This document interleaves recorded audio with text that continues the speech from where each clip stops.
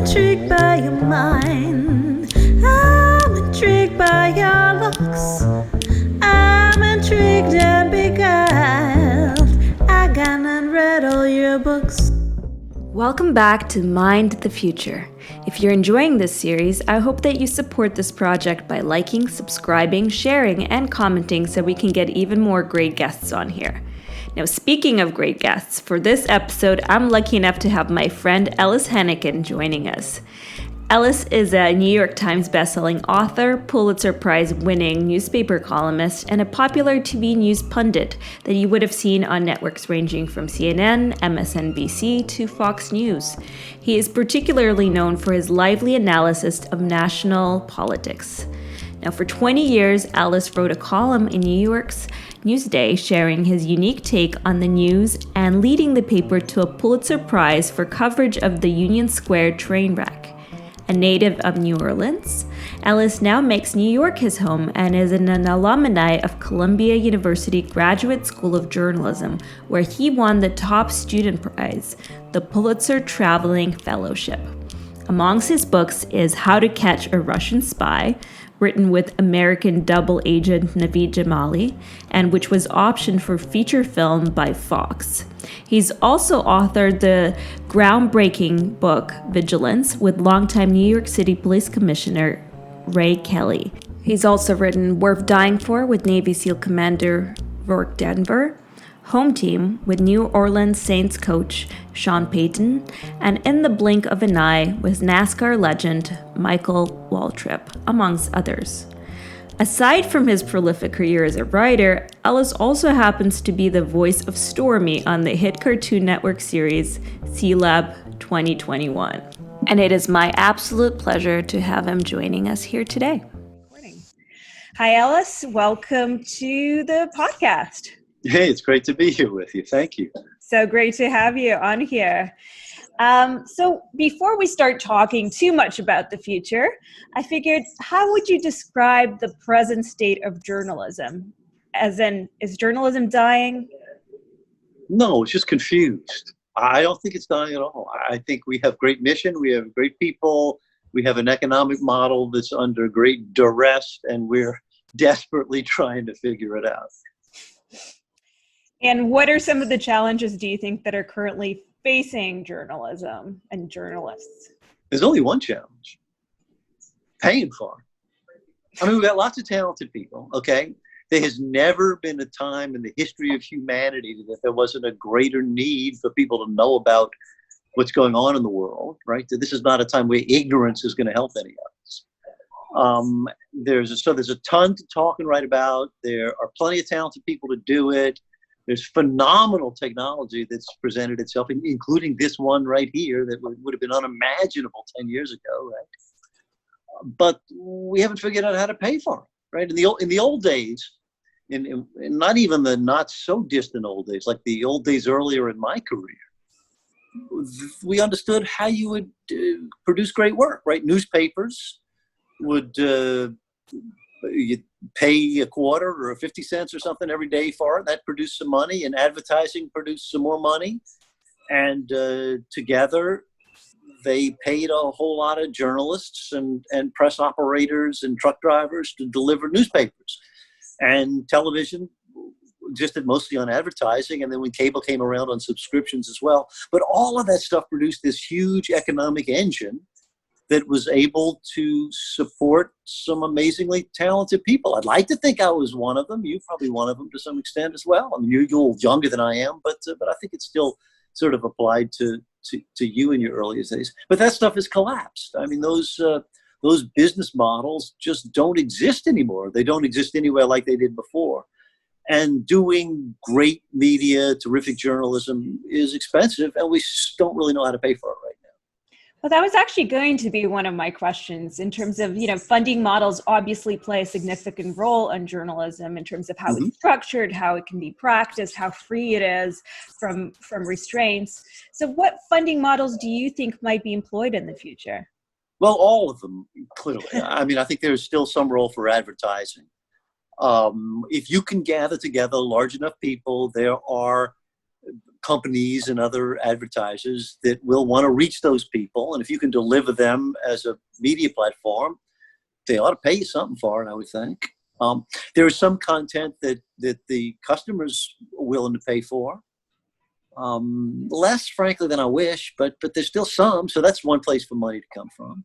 There's definitely been some attempts at sort of, because, for example, crowdfunding in general has been something that really taken off. And it is shown, and things like Patreon, where it really shows you that if you can get the audience to care on some sort of a personal level, they want to support content creators. Yeah, that is clearly one answer for some people at some of the time. I don't know what the average haul of a Patreon user is, but I bet you it's not that high. I mean, there's a whole lot of people getting $12 for everyone that's getting 12 million, I would bet. But you know what? If it works, God bless. I mean, do it. Be great. But yeah, so those kinds of micro payments from the customer, the reader, the viewer, that's a model. Foundation, do good, rich people. That's something that in some places is working. Government support is something that can play some role. It's a little dangerous sometimes, but it can do it. There are places where that works really well and places where it doesn't work very well. And the biggest struggle, frankly, is in one of the most important places in the entire media landscape, and that's local news coverage. Right? If you're living in a city somewhere, or God knows a small town, trying to raise enough money that way to support local news coverage, the most important thing in the world, it's tough. It's tough. And most places it's not working very well. No, that's true. And there is some attempts by media entities, like say the Washington Post has their network of journalists that are meant to be sort of on the ground, and they find people based on their regional locations so that they can tell stories that are a lot more regional. Do you see more of that happening? Well, listen, it's what we've discovered so far is that in a small number of large affluent markets, it can work pretty well. And the Washington Post is one of the media companies that's doing a pretty good job of it. But again, in medium-sized cities, in smaller places, in rural places, and frankly, even in some big cities, it's still pretty tough. I was just, within the last hour of our conversation, news broke the Tribune Company, a owner of large newspapers, a company that I once worked for. It's just announced that it's shutting down 5 of its newsrooms, just shutting down the newsrooms. I mean, people are going to work remotely, and big places, including the New York Daily News, which was once the largest circulation newspaper in the United States. It's Superman's newspaper. I mean, it's a great urban tabloid. Oh, God. That's gone.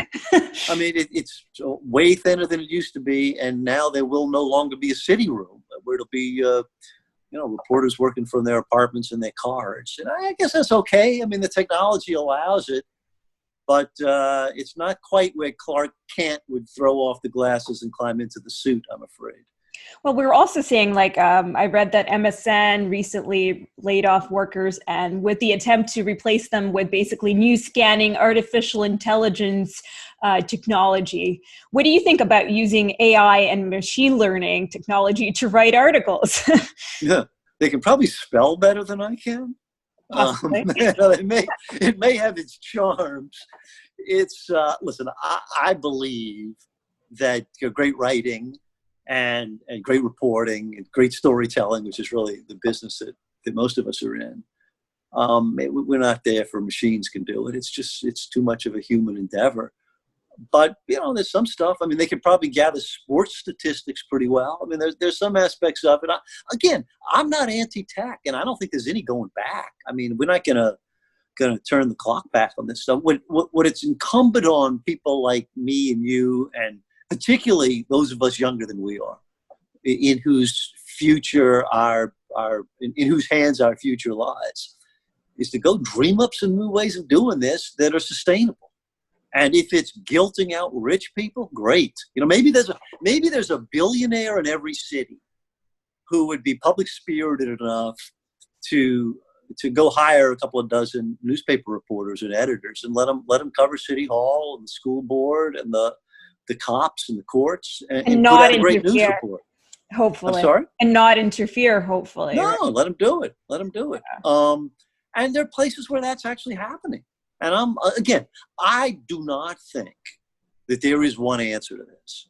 I've always loved the idea of, maybe some of our techie friends can dream it up, but the idea of having super cheap micro payments where you subscribe to something, you give them your credit card, say, and then for every article you read, you're charged 1/10 of a penny or some ridiculously little number, small number, but that over time it adds up to something that actually would produce a flow of income that would generate income relative to the choices that people make. And so if you do stuff that attracts viewers, you're going to do better than somebody who's doing stuff that nobody's interested in, and would be able to arrive where the costs of gathering it didn't eat up all the actual money. But I don't know, that really, we're not there yet. I don't know why that hasn't happened, but it really hasn't. I've even had that idea, I don't know, 15 years ago. And and I know some other people have had too, and it just didn't quite happen. Yeah, I'm not sure. Maybe the transaction costs are too high. I'm not really sure. Yeah, I think technology in general, it works if the technology sometimes is there, but the application of it, we haven't always quite figured out the most efficient way, or the way that it connects the most with people. And sometimes we're behind on that more than the technological piece itself. Right? Good point. One other thing that has been maddeningly slow to happen are magazine style subscriptions. And, I pay for a couple. I mean, and I think some people do. But, the problem is there's so many things I want to read. And most people, it's a cafeteria. We take a little from here and a little from there. It's not just one media platform that we're loyal to. And so maybe you'll subscribe to a couple and pay, $30 a year or some figure that seems fair. But it hasn't really produced that much for most even terrific publications, media platforms that are really worthy of support. A lot of them are dying right now. Apple tried to do that recently. They launched a service where they sort of, they curate the stories for big publications. I'm not quite sure how it's going for them. The idea was a good idea in terms of, you pay one subscription fee, but it's funny. I mean, people like me and you, we'd rather talk about editorial issues. I mean, coverage and whether this is important or some other thing is important. How do you produce content that attracts this kind of demo or that kind of demo? But inevitably, I find that when we have these conversations about the future of the media, all of a sudden we sound like a bunch of MBA students. It's like we're talking about stuff that probably you and I and most of our friends are not really that trained to do, other than we've kind of been forced by necessity. Yeah. But in the end, yes, all media stories at some point turn into money stories. And I think that shall ever be thus. Well, it's important because without the financial piece, it's hard to exist, for journalism to exist. So, and here's the other piece of it. It turns out that there are some things that there is an endless supply of people willing to do for free. Right? If you say, I want to start a movie review website, and I have traffic, I have an audience, there are endless numbers of people who are willing to write movie reviews for nothing, or television reviews, or restaurant reviews, or just opine on their own angst, right? There are lots of people who will do that just for the pleasure of doing it. Now, most of them suck, but some of them are okay. Now, if you're talking about covering night cops, right, being on the police beat on the 3 to 11 shift, very few people want to do that for free, or want to sit in the courthouse every day and investigate zoning corruption. Those are things, and that's really the bread and butter of local coverage. And it's hugely important. It holds our public officials and business leaders their feet to the fire. It's really hard. I mean, it's not very glamorous. I've done it. I spent a bunch of years doing that kind of stuff. I love it. I admire it. but I don't want to do it for free. It's just too hard. And so you need, again, we will never lack for restaurant reviewers, but let me tell you, we're gonna lack for school reporters. I promise you, we already do. I have to tell you, I mean, one of my my money savviness comes from laziness, of all things. I'm just like, well, if I'm going to put my effort into something, I would be compensated for it. And that had caused me to be a better negotiator. No, it's true. I have a rule in my life, which, and I don't always enforce it, but generally speaking, I'm willing to talk for nothing, but I don't want to write for nothing. And so it's just too hard. I've done it for too long. Thankfully, I can, I'm at a point that I can often get people to pay me for it. But if you say, hey, will you spend half an hour with me, on Zoom and talk about it? Like, fine, that's easy, that's fun. It's not that hard, right? If you had asked me, would I please write an essay on the future of media? I'd be like, no. I'd be like, what are you going to pay me?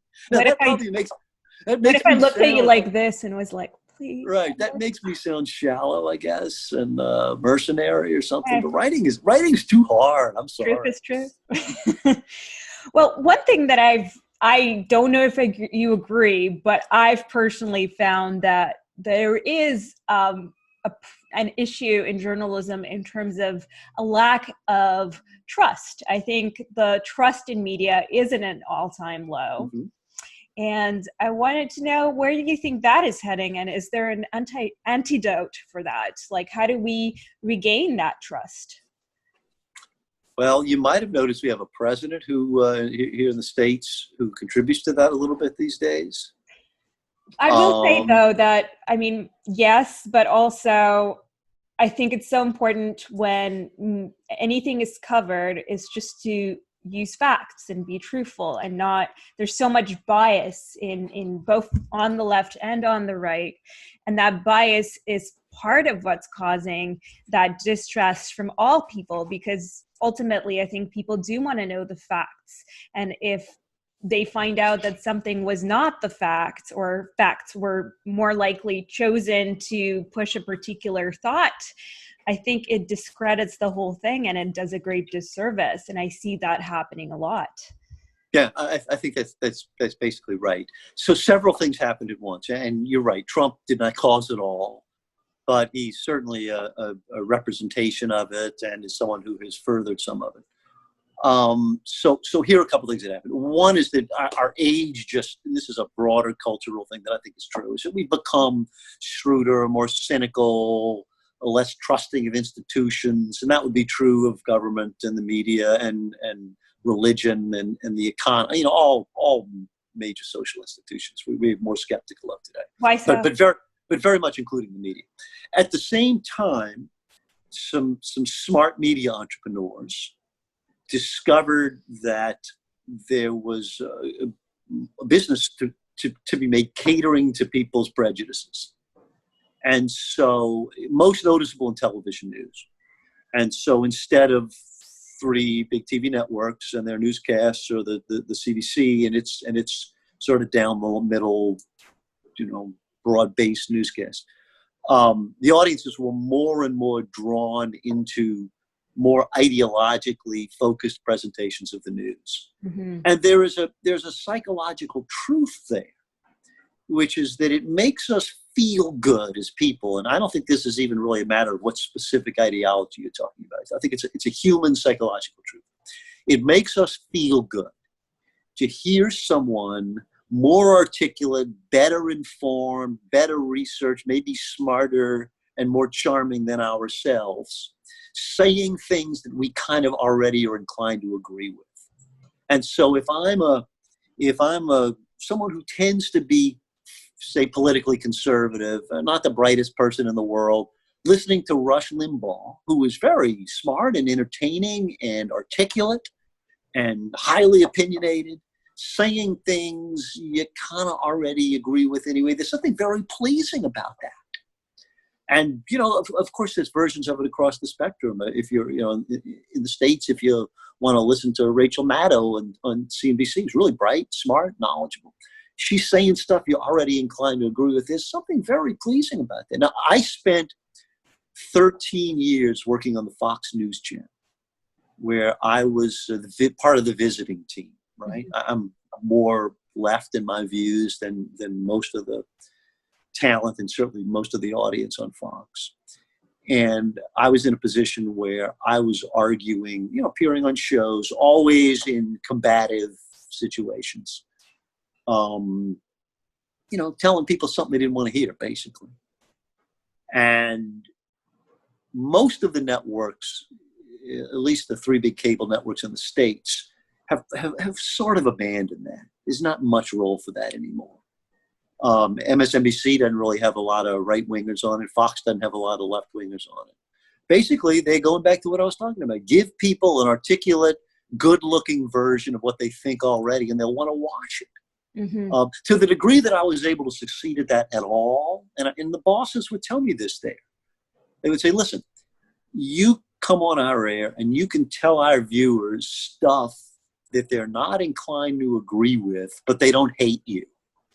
And, maybe that's because I'm a white guy from the South, or I have something about me that people are willing to take bad news from, or something. I don't know what it was, but in any of it, but it's hard. I know the challenge of talking to audiences that are not inclined to agree with you.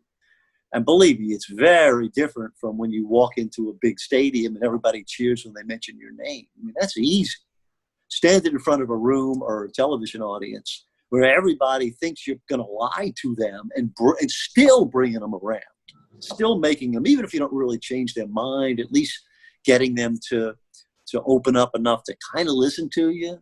Like when I was working at Fox, here was the standard audience interaction out there. So I'd be on the street and someone would recognize me from there, and they would come over to me and they would almost always say the same thing.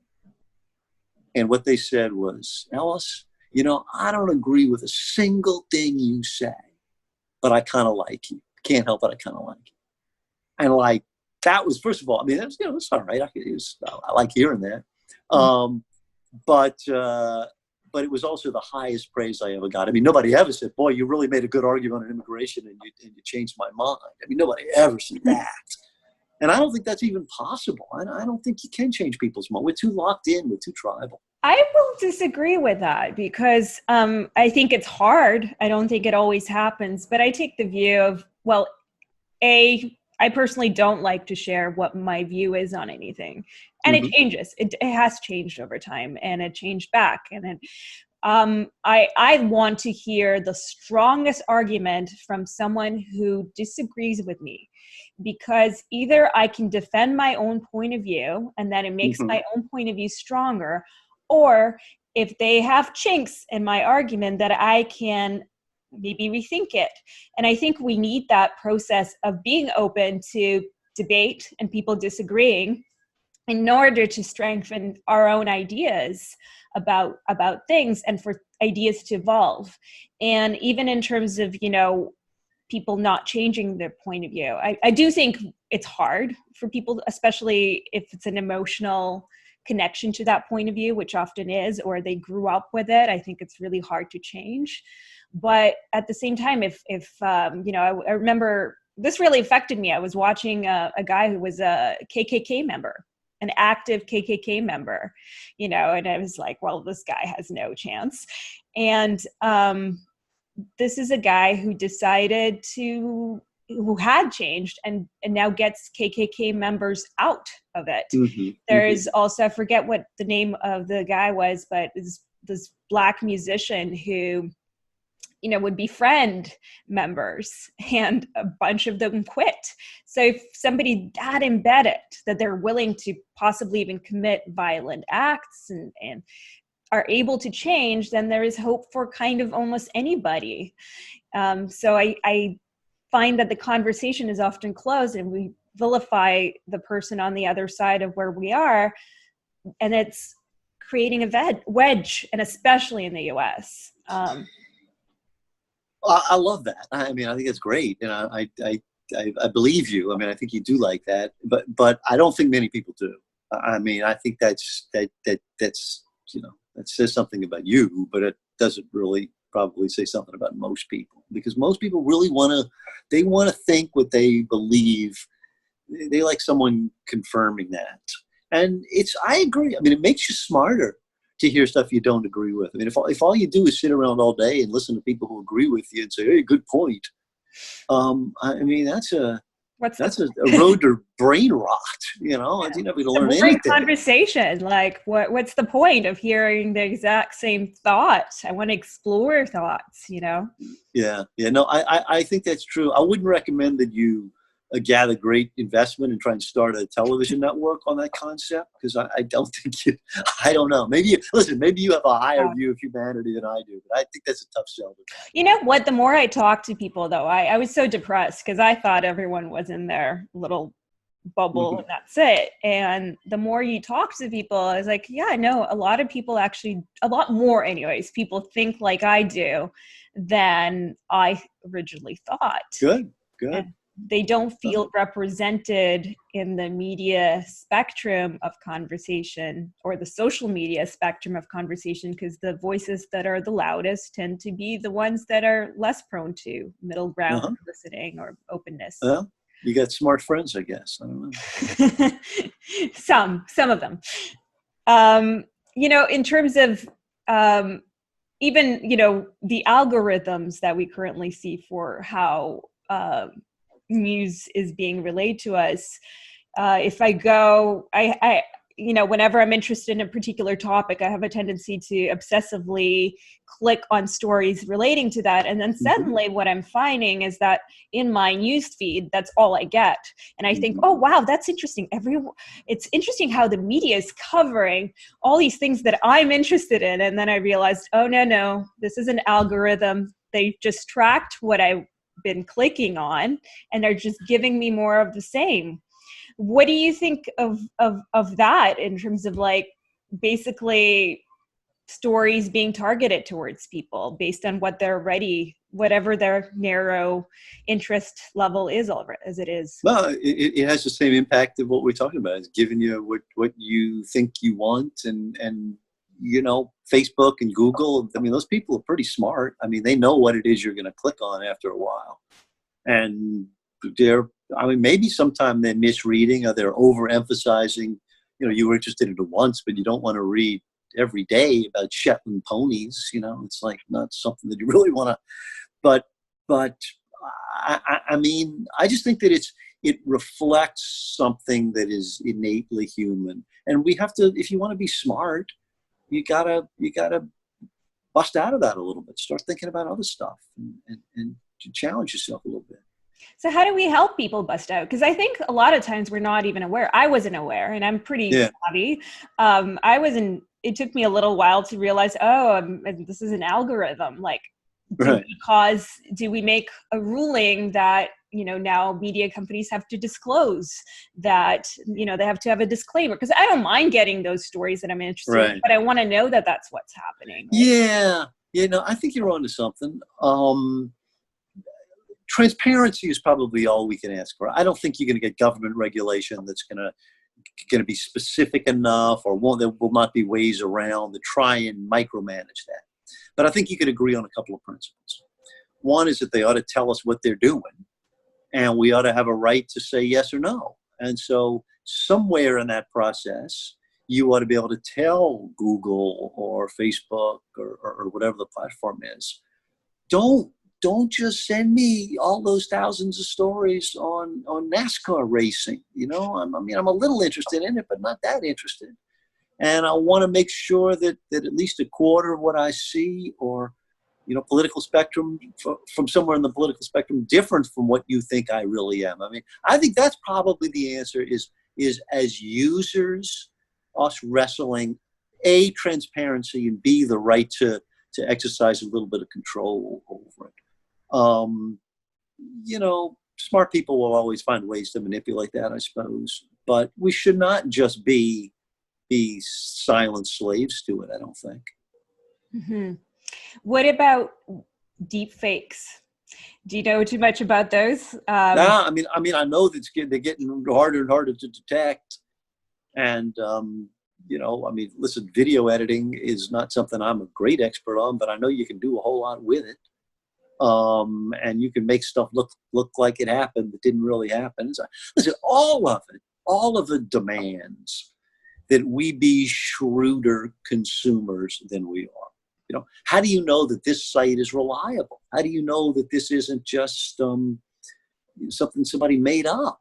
How do you've got to be smart about it. And how are we smart about it? You got to find brands that you trust. You got to find journalists that you think are credible. It really does, to me, increase the importance of media brands that have standards that you recognize and that you approve of. I mean, you can criticize the New York Times, and it's not a perfect place, but it has a certain level of journalistic reliability that is different from just some guy spouting off on the internet. And so, to me, and you could accuse me of being too mainstream in my outlook, I suppose, but there's a value to that.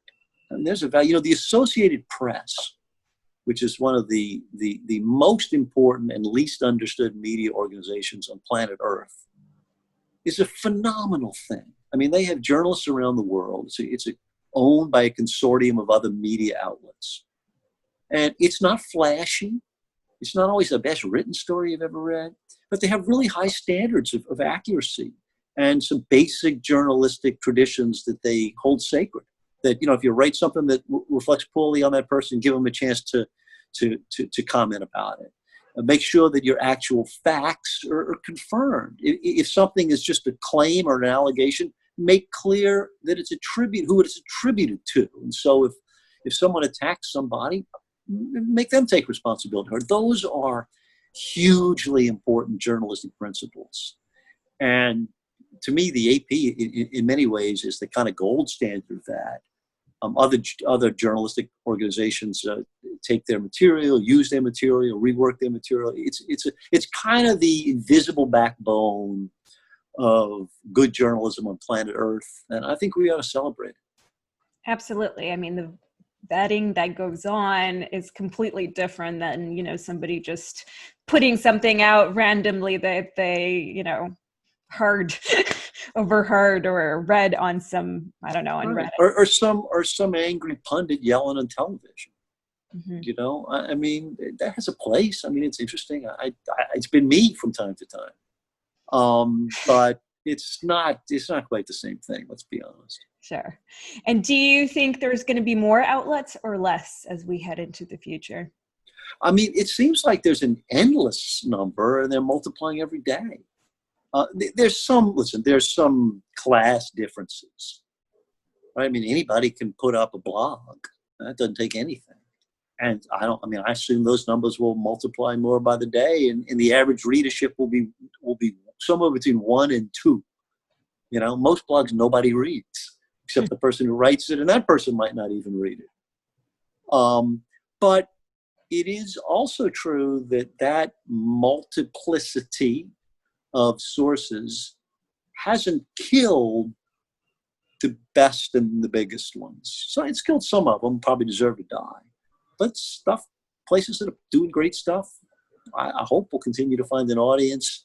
And part of our job as people who are playing in this world as, call us professionals, I guess, is helping people understand why this is valuable, why it's worth discriminating between good work and bad work, why you're better off having smart people do it, why some level of accuracy and responsibility is valuable, and I guess it's kind of where we started, so I guess it's a good place to wind back to, and be willing to pay something for it. Now, social media has been dominating our lives for quite a few years now. Do you think it will continue doing that? Probably. I mean, there's a lot of stuff that's great about it. I mean, I'm in much better touch with my high school classmates than ever. Now you could say, hey, the ones you cared about talking to, you were talking to anyway, and all the others you probably were happy not to know about. No, there's some stuff that does great. It doesn't do such a great job of reliable news reporting. but it's a really good way to look at people's baby pictures.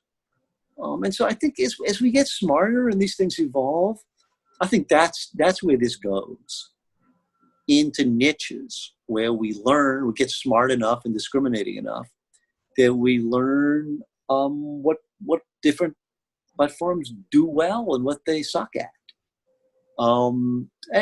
Honestly, most of them do some things well, and most of them have a lot of things they don't do well. You know, if you want a really smart, a really short, fast, culturally attuned video, TikTok's not a bad place to go. You know, there's a lot of that stuff there. If you want a long, thoughtful, investigative piece, it's probably not the best place to go. No, and YouTube is an amazing resource, I find, for just anything. It is. I mean, there's one. I mean, Wikipedia. You know, most people who work in journalism would not like you to know how much they rely on Wikipedia. It's not perfect. It's not 100. You know, it's not confirmed with a search. It's not run by the AP. Mm-hmm. But man, it's a really good place to have a first grasp of something. You know, and mostly it's pretty good, and it is huge. I mean, when I was a kid, we had the World Book Encyclopedia in our living room. Let me tell you, there's a lot more on Wikipedia than there was in the World Book. There seem to be waves of sort of, or like a trend towards more approachable, authentic, personal content as opposed to like heavily produced content. Great. What do you think is going to take over the driver's seat as we go forward? I mean, it's wonderful, right? It's that's not exactly true. Some of it's wonderful. Probably 99.9% of it is drivel, right? It was like true of novels. I mean, anybody could write a novel, but you know, some of them are amazing, and a lot of them aren't. And I would say the same is true of personal journalism and the rise of the memoir and the ability of us, all that stuff, tell our life stories and share. I mean, listen, I believe in the creative pleasure of making that stuff and telling stories is. I mean, that's how not just our culture, any culture knits itself together and spreads its values and explores difficult topics is great storytelling. And whether it's, you know, cavemen sitting around an open fire or people yelling at each other on cable TV, I mean, I think that's hugely important. I mean, I wouldn't want to live without it, really. I think it's going to continue to evolve, and we just need to be smarter about it. I mean, those of us who produce it need to come up with better ways to connect with audiences and folks who consume it. And we're all, you know, even those of us who produce it are also consumers. We just need to be a little more discriminating about where do we go to find the good stuff, and the particular good stuff, because it's not just one kind. There's a whole bunch of different kinds. Right. So the last question that I try to ask all my guests is, what are you, Ellis Henican, personally most interested and excited about in terms of the future? And it could be just innovation, technology, or just a different approach to things.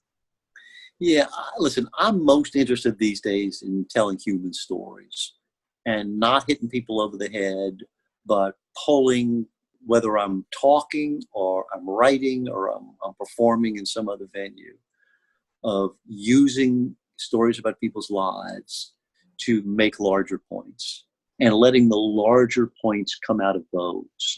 I don't want to have angry ideological debates. I've done some of that. I don't really want to save souls philosophically. I've even done some of that. I just want to tell great stories that connect with a broad range of people. And I think that's a way we can get to what we were talking about earlier, which is gathering people who have a variety of different experiences and different philosophies, different attitudes, different politics, and connecting with them.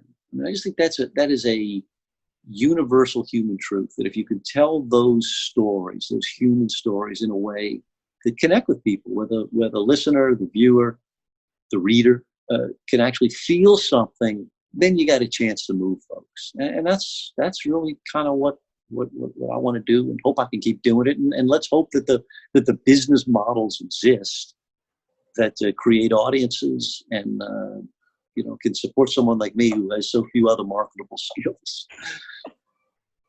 Lies. And how can people find you?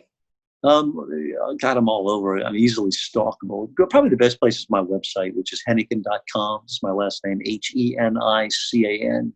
And that's got the books and the TV stuff and the newspaper columns. But I'm on Facebook and Twitter and YouTube and all those other places. If you can't find me, you're not looking that hard. How about that? That's right. You're a stalker's dream come true. No, don't even. Actually, we shouldn't even joke about that. Please.